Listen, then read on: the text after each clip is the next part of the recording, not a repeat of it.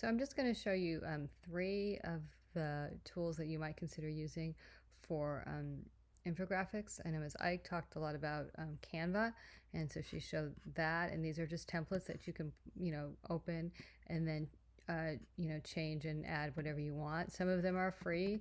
It'll usually tell you use this template; it's free.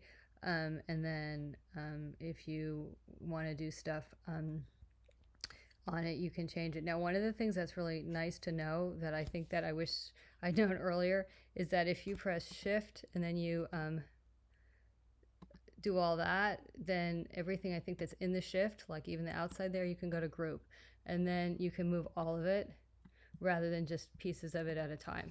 So that's just one little thing that I would tell you is good to know, so that it makes it so much easier if you use that group function, and that also exists on presentation and a lot of other places. So once I realized, oh yeah, there's a group function, then you just search it in the help of any platform that you're in to see if you can group things. So usually if there's a need to group things, it'll be there. And so you could just think about how students could, show their learning making this, and this is a job skill. I have a friend who's a psychologist, and she's just so overwhelmed because she, works for, gets paid out of Department of Mental Health, and they want them to constantly be making infographics to help families and to justify what they're doing. And, she's like, oh my God, this is another job.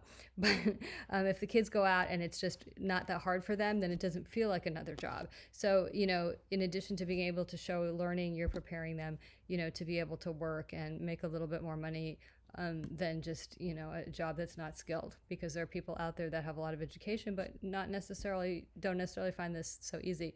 Venngage is another one. They have some really nice ones. I do find out that that some of them are you can see if it says upgrade, then it's not free.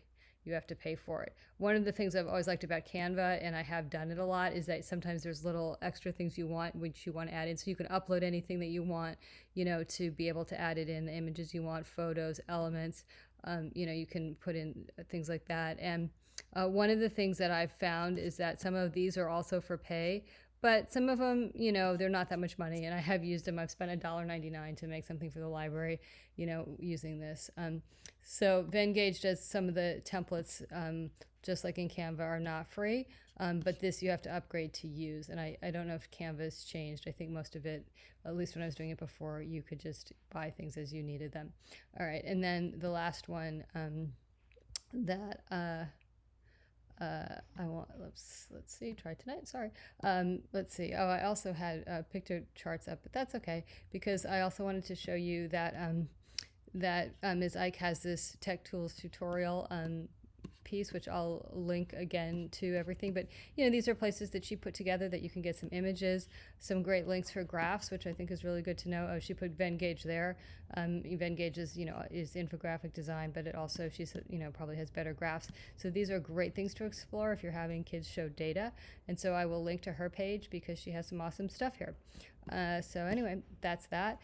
And if you have any questions, as always, and you work with me, you know where to find me. Find the tech forum, my phone number's on it. You can email me, and I'm really happy to help you even over the summer if you're trying to plan things and play with things. I enjoy doing this, so please let me know.